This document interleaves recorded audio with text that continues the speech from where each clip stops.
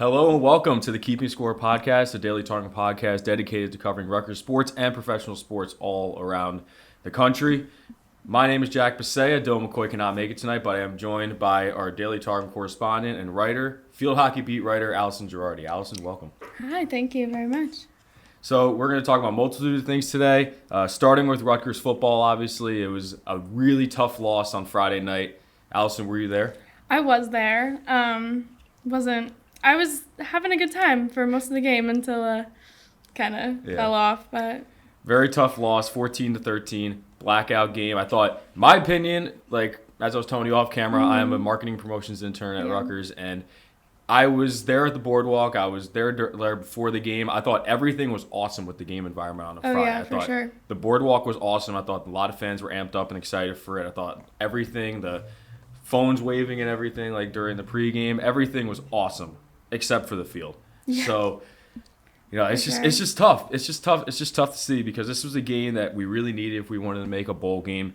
I'm sorry. I think a bowl game's out of reach now because when you look at the rest of the schedule, where are we getting 3 more wins? Maybe against Indiana on this coming Saturday or next Saturday, the 22nd, and then it's just gonna get really tough. Downhill from there. Yeah, really tough. So, Allison, what do you think from the game on Friday? Any thoughts or reactions? That was we really needed that game. That would have really, I think, changed the pace for the season. Honestly, without that game, it was perfect. The perfect night, especially with night games, are really awesome because the crowd is just huge. 2 sellouts in a row, and then just to just lose that after being in control of it for so long is just it's just really bad. As Allison said, we jumped out to a 13-0 lead to start the game. Yeah. I mean, Noah Vedral, and I'll be talking about Noah Vedral in a second, and that quarterback situation, I don't even know. Anyway, we started out with a 13-0 lead. Noah Vedral got down on the first drive, got a touchdown, block punt. Could have gotten that in the end zone. I think if we got that into the end zone, the game was completely different. I think it would have been totally different. Totally different. Block punt was huge. Got a field goal out of that ultimately. 9 yards. It was 9 yards to the end zone. We still couldn't get in. Yeah. And it's super tough. It's just super frustrating to see Nebraska come back like that and win that game. So without further ado, let's talk about the quarterback situation because it's definitely a situation. I'll tell you that. Noah Vedral came in. He started the game. Finally, he was hurt throughout the entire season so far. Gavin Wimsatt did not play. Noah Vedral only played for about a half, and then he was pulled out in favor of Emmett Simon. Greg Schiano said after the game that Noah Vedral indeed has a hand injury, and it was affecting his ability to throw the ball out there. Really annoying to see because I think at the quarterback position, it's obviously the most valuable position in football, and it's really tough to see us be in flux there. Do you have any thoughts on this QB situation? It's very frustrating. I feel like there's a new injury every week. There just is. So it's there's no consistency, which I think is part of the biggest issue with it. It's they just can't get behind one guy and just keep it going. Well, I said at the beginning of the season that they really should have stuck with Gavin Wimsatt and lived with his failures because he's 18 years old. He's the guy that was supposed to be, the biggest quarterback on campus and be the guy who was going to lead the program to success in the future. And unfortunately, Greg Schiano thought that it was good to do this 2 QB system. I mean, Greg Schiano's got the degree in, I guess, football coaching better than me, but that was my opinion, and it's really really tough to see that we're not winning games because of it. But he just needed his chance, I think, more than he just hasn't been given the tools, I don't think, to be able to show up and do what he needs to do. Yeah, I mean, when you look at it, Gavin Wimsatt, he's a guy who doesn't have a lot of college experience. You throw him into the fire, you get him that experience, live with the mistakes, because, as I said, Greg Schiano's not getting fired. No. Greg Schiano's not getting fired if they lose a lot of games this year. You're going to lose a lot of games regardless in the Big Ten because the Big Ten's just that good. It's ridiculous. Might as well do it with a quarterback who's going to, has the potential to develop into something in the future. Noah Vedral, he might be a great coach one day, but this is last year of eligibility. He's had his chance, though. It's just I think it's just time to, stick with one thing and go forward thinking about the future and not. Because, we're not going to win this like a ton of games this season. Like Yeah. there's no point in doing that. Agree. I completely agree. And, the flux of this quarterback situation, you could argue, costed offensive coordinator Sean Gleason his job on Sunday. That was definitely a huge surprise. Sean Gleason, offensive coordinator for Rutgers since 2020. He was given the boot by Greg Schiano, and what looked like Greg Schiano was very sad about the whole situation going down. We sent our writer Josh Myers to the press conference over WebEx, and it really looked like Greg Schiano, didn't want to make this decision, but he had to make this decision. So, what do you think about the Sean Gleason firing? I think, something has to be done at this point. Like, there has to be something to even get another win or two this season. Like, something needs to happen. So I don't think it's surprising, but it's not just out of nowhere, I don't think. There's obviously something that needs to be done, and it sucks that this is what it is, but it's just kind of how it goes. Yeah, in hindsight, you saw it coming, right? Because the offense has been horrible. It's been terrible. There's no other way around it. And, when you got an offense that's struggling the way Rutgers has, your offense, someone's got to pay. Someone's got to pay at the end of the day. Greg Schiano said in his press conference that it was the accumulation of events that led to this firing. It wasn't just Nebraska. My opinion is that it was kind of just the last straw. Nebraska was the last straw. Because you look at, Boston College, we were able to get over 20 points and only 22. And then, I'm not counting Wagner. Wagner does not count. I said this on last week's podcast. Chris will remember, Wagner does not count. And then, of course, you move on to Temple. We only scored 16 points there. The defense really carried the day there. Yeah. You got to score more than 16 points against Temple. And no matter who your quarterback is, you got to score more than 16 points against Temple. Iowa, that's a game where the offense lost it. Allison, I don't know if you were there, but it was very frustrating. It was very frustrating. Very frustrating because it was the defense only allowed 13 points. The final score was 27-10, but the offense, Evan Simon threw a pick six, Josh Youngblood fumbled, and they returned it for a touchdown. 2 defensive touchdowns, and that was kind of the story of the game. So that was a frustrating loss. Ohio State, it's Ohio State. What do you want them to do? Ohio State's backups might honestly beat us. That's how good. That's not saying Rutgers is bad. That's saying Ohio State is just they're another league. That's like the Alabama quarterback that came in for Bryce Young and was just tearing up the field in the SEC. It's like those. It's just not fair at that point. Those programs just got a ridiculous amount of talent. It's just unbelievable. Yeah. But you go into the season knowing that that's a game that's not gonna at go Ohio well. State too. I have a friend who goes to Ohio State. Shout out Lucas Bruckman for listening to this right now. But I would do it every single year when we play Ohio State. I just text him the week before. I say yeah, man, are you ready? You're ready for this loss? Really? Knowing full and well that it's knowing full and well. But it's Ohio State. Regardless, that's a team that only Alabama and Georgia can out talent. The two teams in the entire country. So whatever happened there, not really a big deal. And then of course, the final game, Nebraska, 14-13, last straw in my opinion, because the culmination of events from Temple to Iowa to even the beginning of the season with Boston College, where you didn't really score. 22 points is a decent amount, but this is college football where teams could really run it up on teams. So.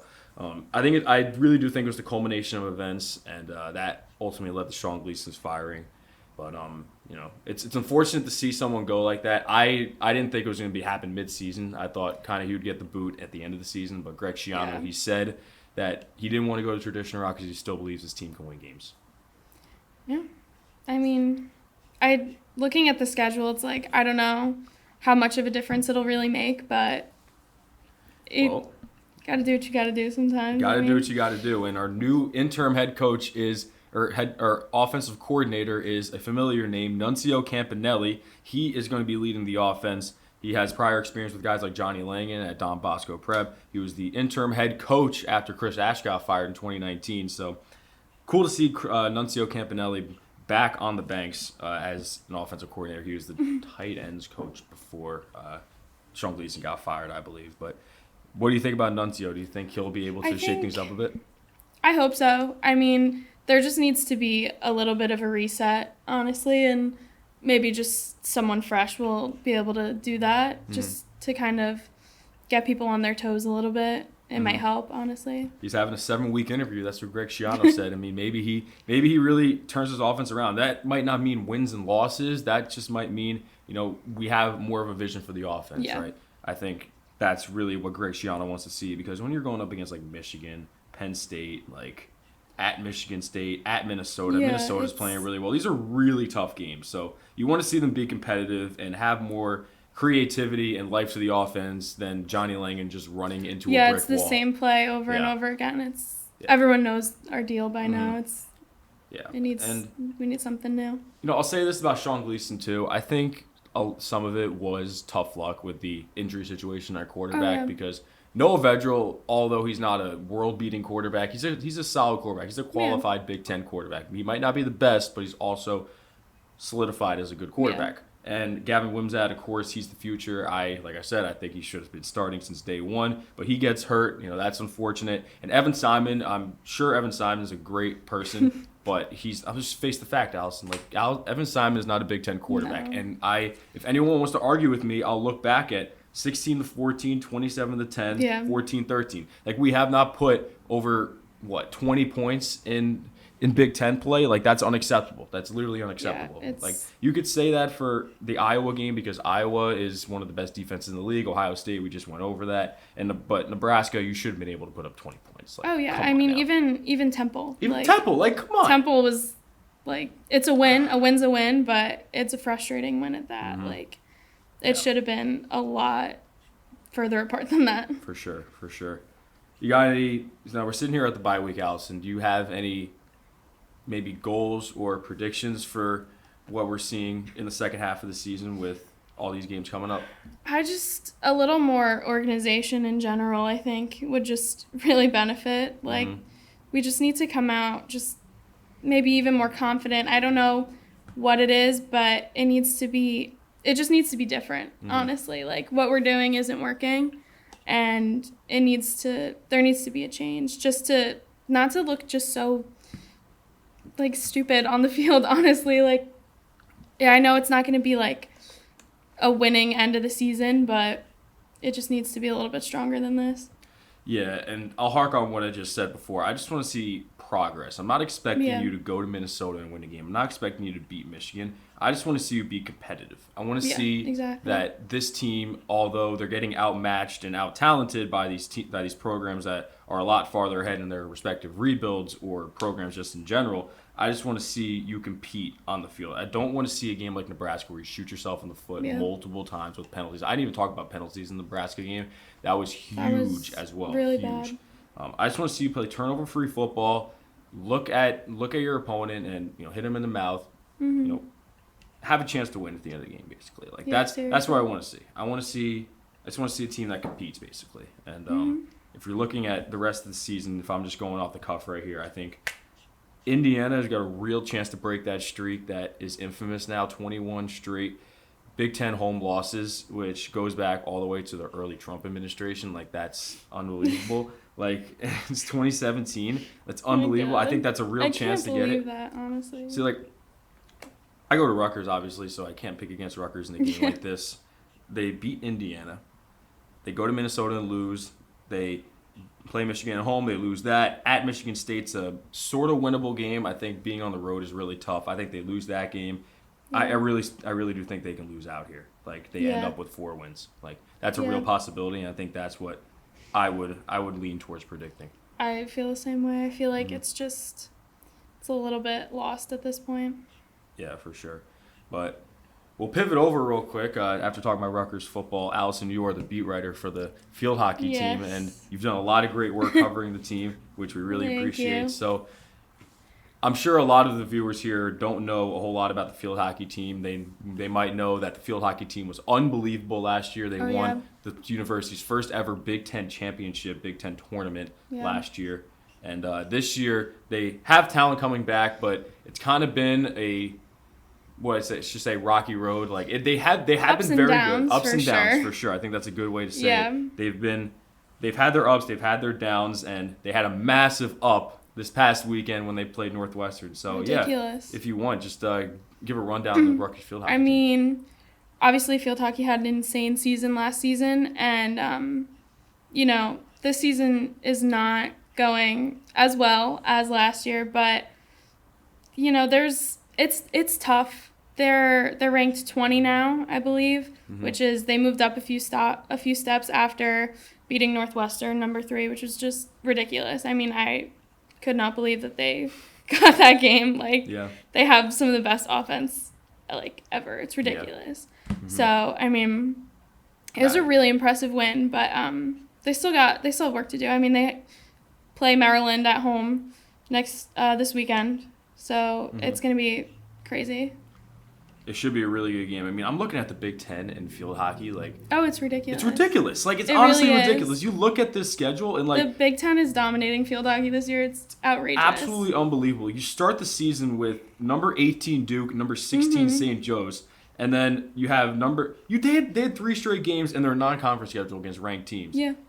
It's outrageous. number 15 UConn, number 25 Monmouth, number 17 Princeton. They barely left the Northeast and they're playing 3 ranked teams. It's insane. And then you get into Big Ten play, and you're playing number 23 Ohio State, number 8 Michigan, and these past 2 games they played. I mean, look at this 3-game stretch. This 3-game stretch right here. Imagine they're playing number 3 Iowa, and then this week number 3 Northwestern, and then number 2 Maryland. Yeah, it's consecutively. outrageous. It's just, I mean, it's all Big Ten too. So it's all Big Ten. It kills. It really does. We talk about in basketball how the Big Ten is such a great league, but when you look at some of these other leagues with field hockey and some of these other sports, it's unbelievable to see. Oh no, it's crazy.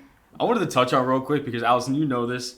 Northwestern, you just mentioned that they have a ridiculous offense. They got the GOAT of field hockey on their team. She's insane. Literally insane. I might be butchering her name, so I'm sorry. I don't want to Benty Bakers.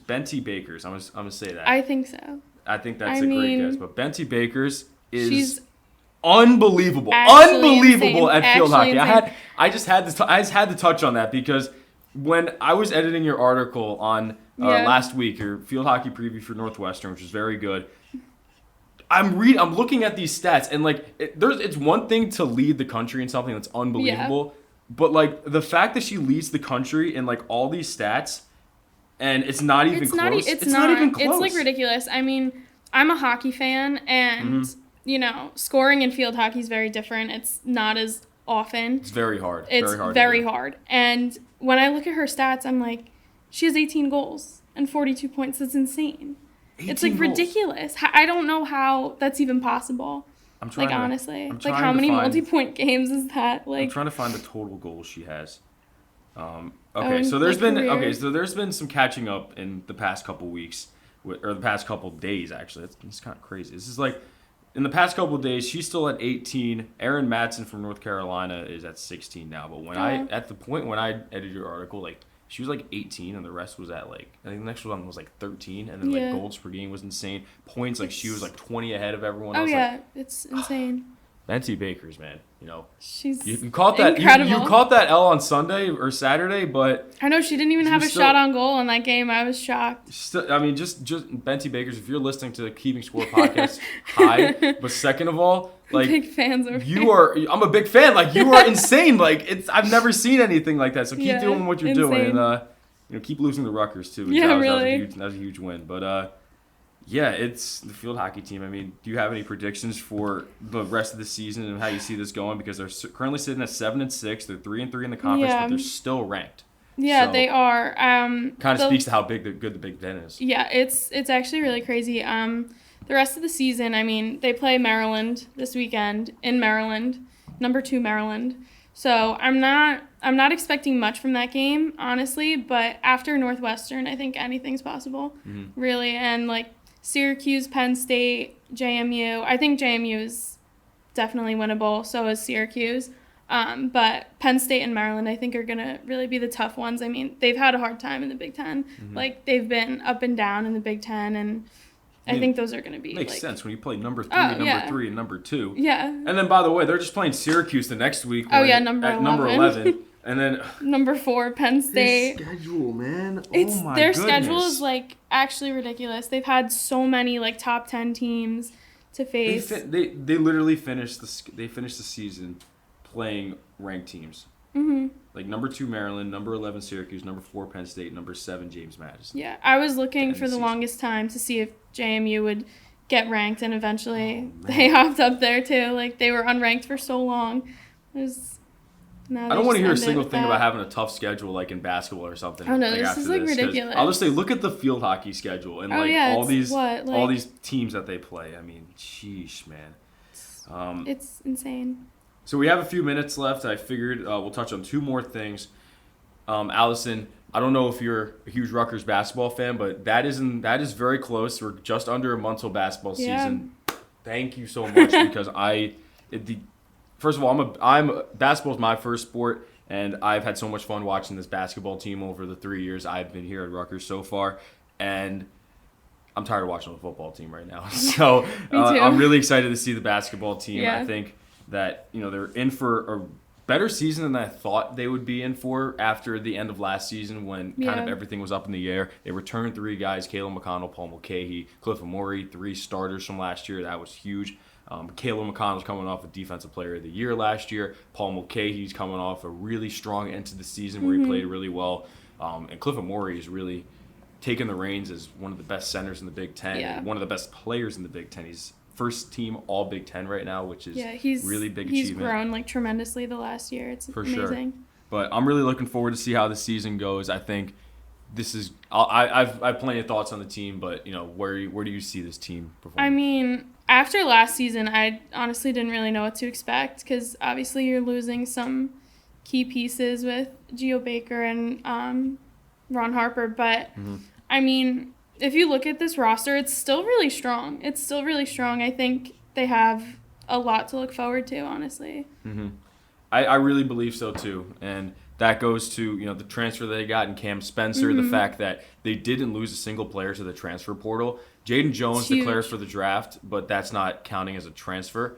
So it's huge when you have that camaraderie on the team, and it kind of speaks to Steve Peichel and the program that he's built for the fact that in this day and age where everyone's transferring all over the place, the fact that you're able to get a team and a program where a lot of players don't do that is it's really impressive. Awesome. It's really lucky too. I mean, with these guys especially, there's a lot of talent, I think, and I think it's only up from here, honestly. Completely agree. I think Steve Peichel has really built a great program here at Rutgers, and I'm looking forward to see, especially the young guys too, because Derek Simpson is now at Rutgers. He's a freshman. He's Geo Baker's clone. I mean, I'm gonna pull up his picture. Like he actually looks exactly like him. He looks exactly like Geo Baker. Like look at this. Like it's unbelievable. And he wears number 0. Crazy. Like it's unbelievable. So it's I'm looking forward to seeing what Derek Simpson does on the court, regardless of if he looks like Geo Baker or not. I think he's a really good point guard. Antoine Woolfolk is on the banks now.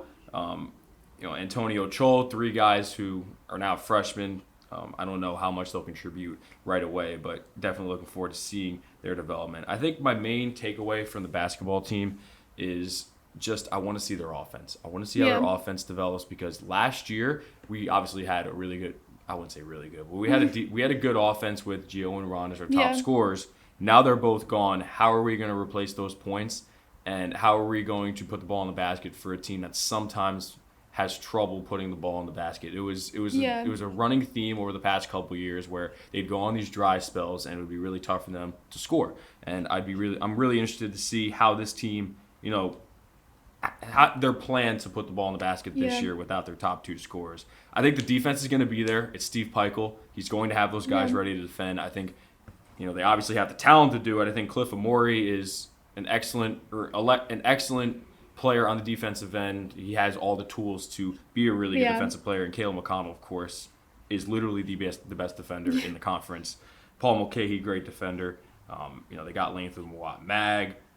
I think their defense will be ready. It's really just about the offense. Yeah, for sure. I think the offense is kind of the unknown right now. It's just you lost a lot last season, so you're going into something totally different.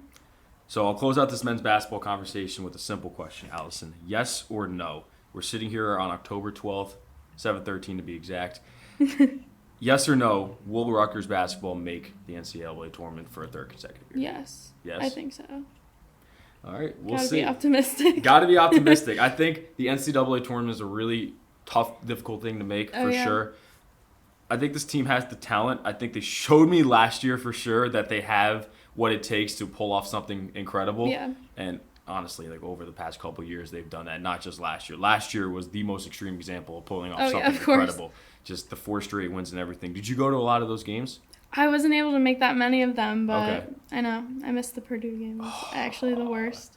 See, my next project is decorating this wall behind us because I understand that it's incredibly bland right now. I want to get like maybe not a massive picture, but a pretty sizable poster of Ron Harper Jr. shot. I'm thinking of the one from the side that's also my Twitter banner. That's an awesome picture. I know exactly what you're talking about. I definitely want to do that. So in the future, look forward to seeing this picture of Ron Harper Jr. in the on the wall. So I'm looking forward to seeing it. Love it. I guess my question to that, or my answer to that yes and no question, I got to be optimistic. I'm going to say yes. I think this team definitely has their work cut out for them. I think a lot remains to be seen on the offensive end. But hey, there's a lot of people who have gone as media and have really raved about this team. Andy Katz has been there. John Rothstein has been there. They've really talked about how much they believe in this team, and I believe in this team too because I know how talented a lot of those guys are. So I think, regardless of what happens, we're going to be in for a really fun season. And I guess to wrap this show up, Allison, I learned today that you were a Mets fan. Sad but true, yes. There were some recent events with the Mets. Care to explain? Very terrible, honestly. It was a tough season. Let me be honest. Like, it was so exciting the whole year. Like, I was just the happiest I've ever been. And then you just let the Braves creep up to you like that. It's just terrible. And then the Padres, I'm still convinced that pitcher was cheating, but I won't get into that because it's a whole thing. But self-admittedly, baseball is not my first sport, but I do know what's going on. I know how the game works, and obviously, if I were to pick a baseball team, it would be the Yankees. So they're still in it right now. So I'm rooting from afar from the Yankees, but the Mets, you won't catch me doing that. Not gonna happen. The Mets really had a rough go of things in the last half of the season. I know a lot of Mets fans. My friend John Hartnett at WRSU, shout out John Hartnett. He was broken man this week so far. So it's tough. I mean, based on what John was describing, I'm a Cowboys fan for football, and just to see what happened with the Mets, it really reminds me of what happened with the Cowboys last year. We really just really choked the game away, basically. There was so much potential there, and I mean, the fact that they lost a game that Max Scherzer pitched was devastating. That was really what killed them. And yeah, Max Scherzer gave up 7 runs, right? All home runs, all on home runs. It was terrible. Man. I couldn't watch it. It was the most frustrating thing I've ever seen. He's been he's had a really good season, but when he's locked in, he's lights out, and it was just not there. Do you go to a lot of the games? I went to, I think, 3. I went to Old Timers Day this season, which was amazing. But it's tough being a Mets fan. It is. And now we got to sign everyone. So final question for the podcast. Who do you see winning the World Series now that the Mets are out? Oh, God. Honestly, probably, I hate the Astros, but I think it's probably going to be them. I'm hoping that the Yankees win it for sure, but I think that's a great great time to wrap things up. Thank you for listening to the Keeping Score podcast. Thank you for Allison for coming on and having a great conversation with me. And stay tuned for future episodes. Stay tuned for future art on the wall. I'm looking forward to figuring that out. And have a good night, everybody.